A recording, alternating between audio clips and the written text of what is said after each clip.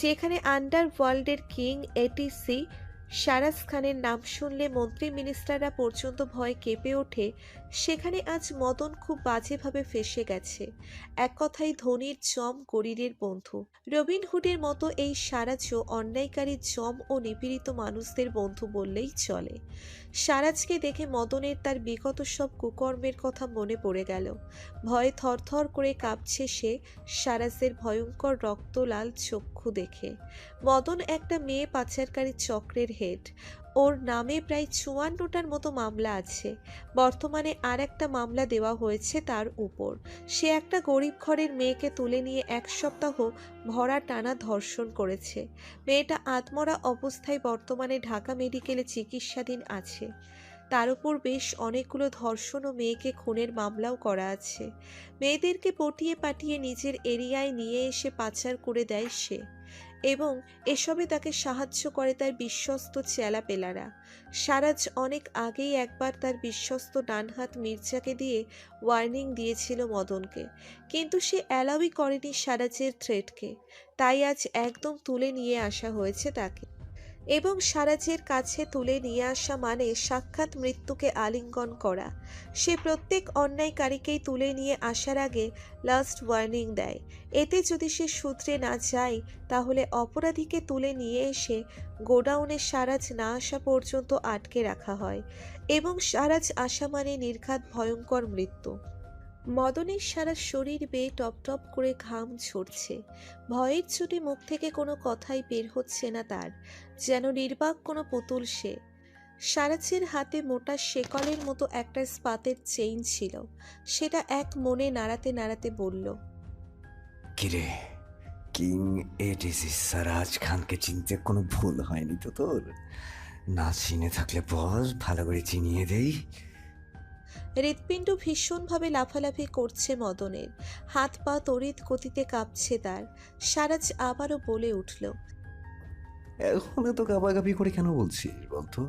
এতদিন এসব কুকর্ম করার সময় মনে ছিল না যে এই কিং সারাজ একবার ধরতে পারলে তোর বাপের নাম ভুলিয়ে ছেড়ে দেবে? হ্যাঁ, কি সারাজের থ্রেটকে সিরিয়াসলি না নিল?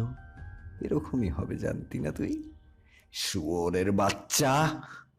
এই বলে প্রচণ্ড রেগে চেয়ার ছেড়ে মদনের গালে ঠাস করে একটি থাপ্পড় বসিয়ে দিল সারাজ। হুঙ্কার দিয়ে বলল, কুত্তার বাচ্চা, মেয়ে দেখলেই হুঁশ থাকে না তাই না? কি করে পারলি এই ১৫ বছর ফুলের মতো নিষ্পাপ মেয়েটাকে ধর্ষণ করতে? বল শালা শুয়োরের বাচ্চা, তোর বউকে একটুকু কাঁপলো না? এই সারাজ ধরতে পারলে তোর কি অবস্থা করবে তাকে তুই আন্দাজও করতে পারিসনি। আজ তোকে এমন ভয়ঙ্কর মৃত্যু দেব যা তুই কখনো কল্পনাও করিসনি। So get ready for your punishment. আজকেই এই দুনিয়ায় তোর শেষ রাত। কালকের ভোরের আলো দেখার সৌভাগ্য তুই পাবি না। তোর চেলাবেলাদের তোকে ধ্বংস করে দিয়েছে আমি। কি ভেবেছিস তুই এই সারাজের হাত থেকে পালিয়ে গিয়ে বেঁচে যাবি? কখনো না। এই বলে পৈশাচিক একটা হাসি দিয়ে লম্বা করে দম নিল সারাজ। হাত দিয়ে তালি বাজালো সে। সাথে সাথে কালো পোশাক পরিহিত এক দশাসই টাইপের লোক হাতে ধারালো চাকু নিয়ে সারাজের দিকে এগিয়ে এলো। সারাজ আয়েশ করে চেয়ারে বসে লোকটাকে খুবই সাধারণ ভঙ্গিমায় বলে উঠল, মির্জা, এক্ষুনি এই শালার পুতের পুরুষত্বের ১২টা বাজাবে। এই চাকু দিয়ে কেটে দাও তার ওই কলঙ্কিত অঙ্কটি যা দিয়ে সে হাজারো মেয়ের সর্বনাশ করেছে। ওকে বস। এই বলে মির্জা এগিয়ে গেল মদনের দিকে। মদন সারাজের কথা শুনে ও মির্জার এগিয়ে আসা দেখে গলা ফাটিয়ে চিৎকার করতে লাগলো, না, আমার এত বড় সর্বনাশ করো না প্লিজ। আমি কথা দিচ্ছি আর জীবনেও এসব কুকর্ম করব না। আমি আমার কাজের জন্য অনুতপ্ত। আমাকে মেরো না প্লিজ, দোহাই লাগে তোমাদের। সারাজ একটা তাচ্ছিল্যের হাসি দিয়ে বলল, ও রিয়েলি? তুই ভালো হয়ে যাবি? বেস্ট জোক শোনারি তুই আমায়, মত না? এখন দেখছি ভূতের মুখে রাম নাম। এইভাবে তোর কাছে কত শত মেয়ে নিজের জীবনের জন্য ভিক্ষা চেয়েছে, কত শত মেয়ের জীবন তুই নষ্ট করেছিস। তুই তার কি কোনো হিসাব আছে তোর কাছে? শুনি তো একটু। তখন তো তুই তাদের আগুতি মেশানোর কথায় কোনো বার্তা দিসনি। নিজের লালসার শিকার বানিয়েছিস তুই ওই নিরীহ সব মেয়েদেরকে। তুই ভাবলি কি করে যে এত এত মারাত্মক অপরাধ করে তুই পার পেয়ে যাবি, তাও কিং এডিসি সারাজ খানের থেকে? সে আশায় ঘুরে বালি। সারাজ ফার্স্ট অ্যান্ড লাস্ট একবারই চান্স দেয় অপরাধীকে, একবার মাত্র নিজেকে শুধরানোর সুযোগ দেয়। সেই সুযোগ কাজে না লাগলে মানে নিজের লাইফকে নিজ দোষে হারানো। সো এখন এত আক্ষেপ করেও লাভ নেই, মৃত্যুর জন্য তৈরি হ। Mirza, Yes, boss. Let's finish your work. Okay, boss. হাতে চেইন পেঁচিয়ে মির্জাকে আদেশ করলো সারাজ। সাথে আরও কয়েকজনকে ইশারা করলো কিছু। আরও 5 জন এগিয়ে এলো মির্জার কাছে। একজন মদনের পরনে থেকে প্যান্ট খুলে নিল। মদন তার স্বরে চিৎকার করছে। চিৎকার করে করে গলার 12টা বাজাচ্ছে সে।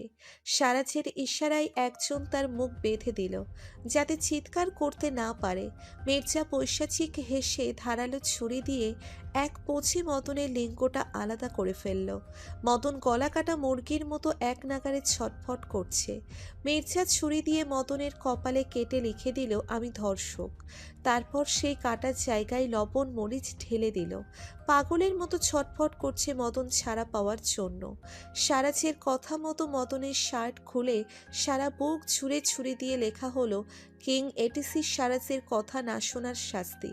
পিঠে লেখা হলো একজন ধর্ষকের প্রাপ্য শাস্তি, এবং তাতেও লবণ মরিচ ঢেলে দেওয়া হলো।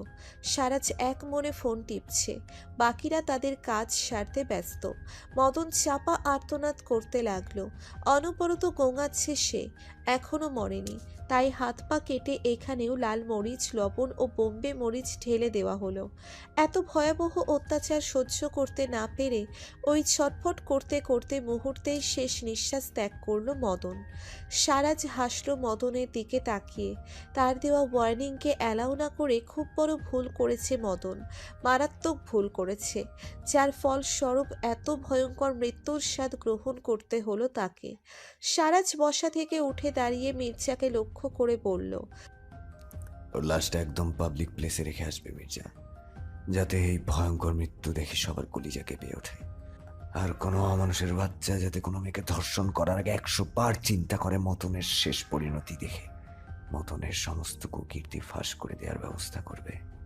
জি বস, আপনি ভাবেন না, সব হয়ে যাবে বস। পরে কাকাকে টার্গেট করব। সারাজ শয়তানি মার্কা মুচকি হাসি দিয়ে বলল, সেরা ক্যাসিনো ব্যবসায়ী এবং পতিতা বিক্রির দালাল সাজ্জাদ তোফায়েলকে। এই বলে গোডাউন থেকে বেরিয়ে গেল সারাজ। সারাজের সাথে একজন বডিগার্ড এসেছিল, সেও সারাজের পিছে পিছে চলে গেল। বাকিরা মদনকে নিয়ে ব্যস্ত হয়ে পড়ল। তাসকিনের পরিবারের সবাই চলে আসার পর অদিতারা সবাই ডিনার করতে বসল। আজকের ধকলে সবাই ক্লান্ত, বিশেষ করে মিসেস লিমা এবং অদিতা। তাদের উপর ধকল গেছে অনেক বেশি। অদিতা এবং তানিয়া সবাইকে খাবার বেড়ে দিয়ে ওরা নিজেরাও চেয়ার টেনে বসে পড়ল। খাবার খেতে খেতে আলেয়ার এঙ্গেজমেন্ট ও পাত্রপক্ষের সবার কথা আলোচনা ও সমালোচনা করতে লাগলো ওরা। সবার মাঝে একমাত্র অদিতাই মুখে কুলু পেটে এক মনে খাবার খাচ্ছে। মিসেস লিমা অদিতাকে উদ্দেশ্য করে বলে উঠলেন, এখন বাসায় যাওয়ার চিন্তা বাতিল করে ফেল অদিতা, তোর আর এখন কোথাও যাওয়া হচ্ছে না। কিন্তু ফুপি, মিসেস লিমা অদিতার কথা থামিয়ে দিয়ে বললেন, দেখ, আমি তোর কোনো কথা শুনছি না, তোকে এখানেই থাকতে হবে। তুই হলে আমার মেন হেল্পিং হ্যান্ড।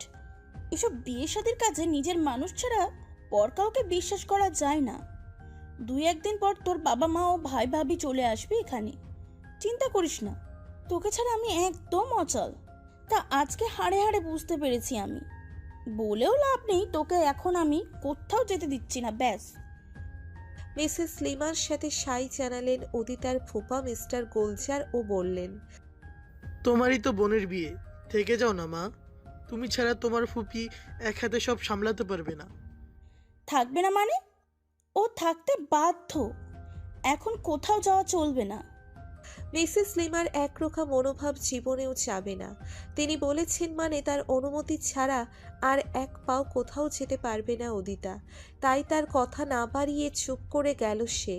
উদিতার মাথায় এখন মিসেস ইয়াসমিনের দেওয়া স্বর্ণের আংটিও সেই 10,000 টাকা ঘুরপাক খাচ্ছে। উদিতার এখনও এসব কিছু বোধগম্য হচ্ছে না।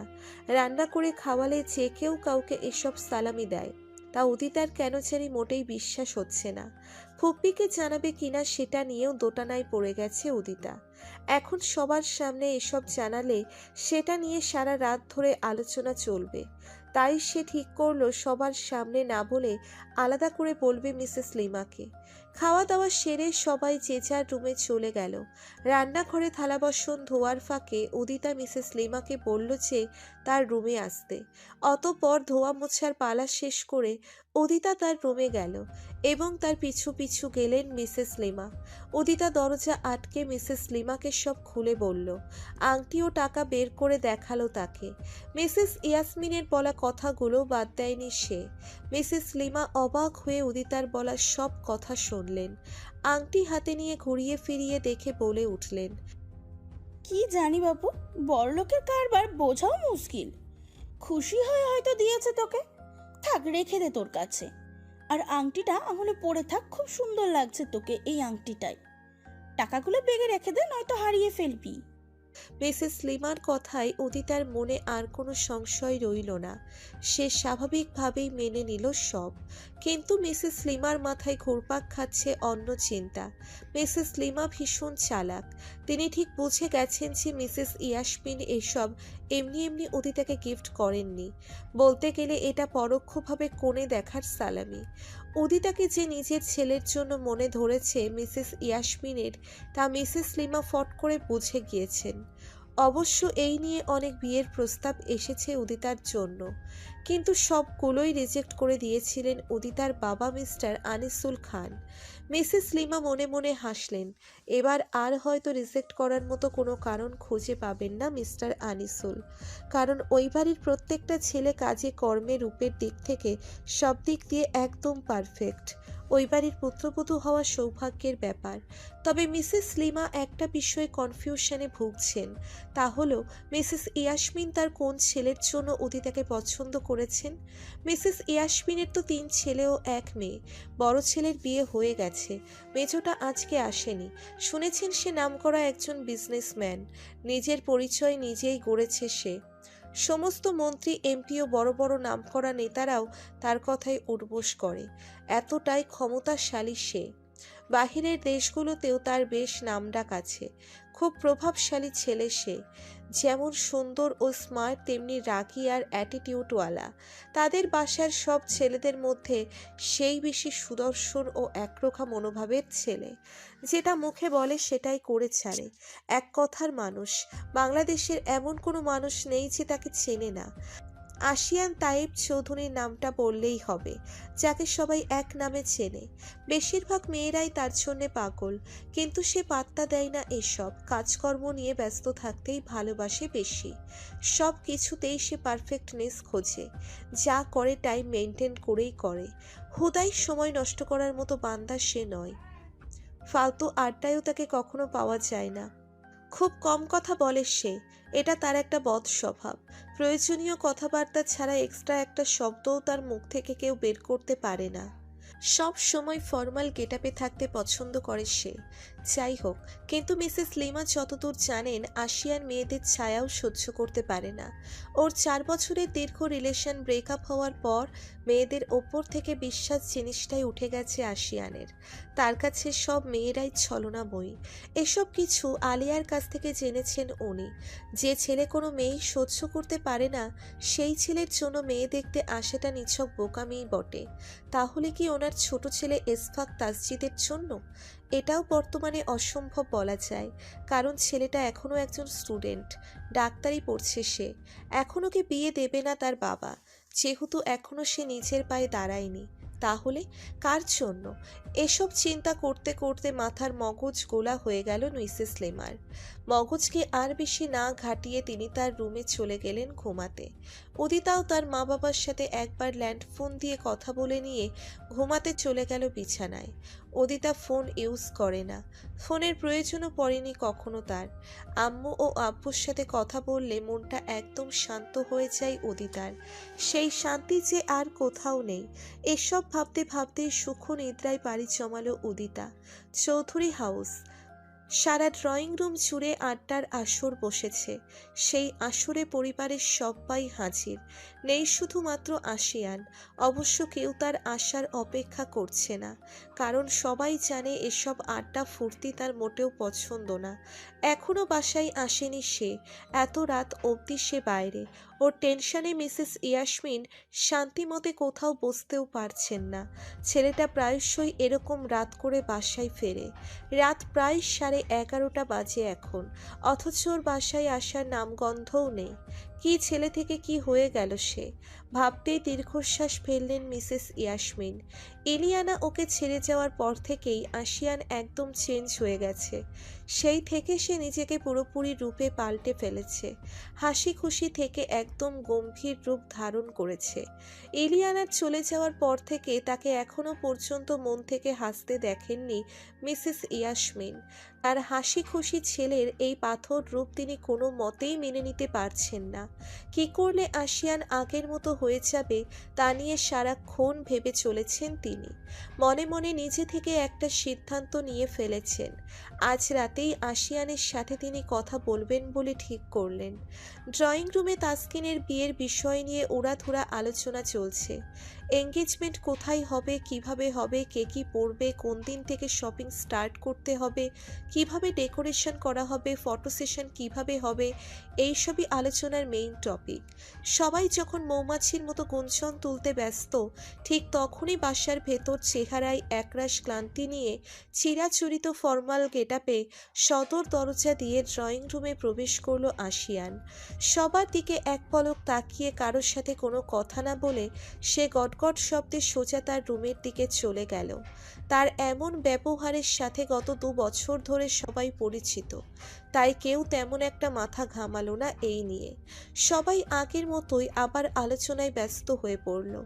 আশিয়ানের আগমনে মিসেস ইয়াসমিন প্রশান্তির একটা নিঃশ্বাস ফেললেন। তারপর উঠে চলে গেলেন রান্নাঘরে আশিয়ানের জন্য কফি বানাতে ও রাতের ডিনার গরম করতে। এসব কাজ সার্ভেন্টরাই করতে পারত, কিন্তু আশিয়ান সার্ভেন্ট দ্বারা সংঘটিত কোনো কাজ মোটেই পছন্দ করে না। তাই তো এখনো পর্যন্ত মিসেস ইয়াসমিন আশিয়ানের কাপড় চোপড় ধোয়া, রুম পরিষ্কার করা, খাবার তৈরি করা, কফি তৈরি করা সব একা নিজ হাতেই করে থাকেন। এতে অবশ্য ওনার কোনো অসুবিধে হয় না। নিজের ছেলের জন্যই তো করছেন এসব, অন্য কারোর জন্য তো আর নয়। আশিয়ান রুমে গিয়ে গলা থেকে টাইটা টেনে খুলে নিল। ক্লান্ত হয়ে ধপ করে বিছানায় বসে পড়ল সে। তারপর আস্তে ধীরে পা থেকে শু, জুতা ও মোজা খুলে ফেলল।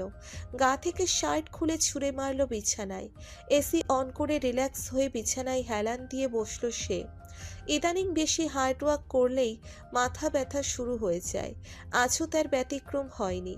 দুহাত দিয়ে মাথার চুল টেনে ধরে শান্ত ভঙ্গিতে স্থির হয়ে বসে আছে আশিয়ান। জীবনটা কেন জানি খুব বেরঙিন হয়ে গেছে। তারও আর ভালো লাগছে না এমন বিষাদ মার্কা জীবন।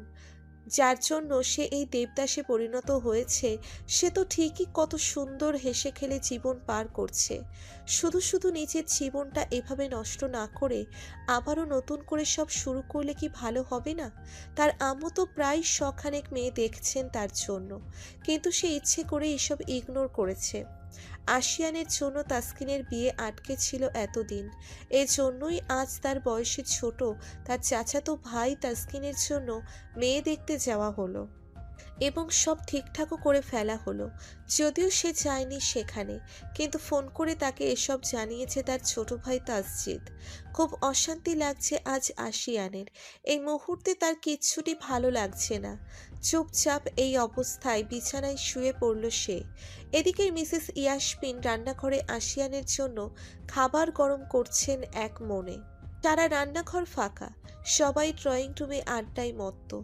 মিসেস ইয়াসমিন আনমনে কি একটা ভেবে কাজ করে চলেছেন, তাই তো এনার আগমন উনি টের পেলেন না।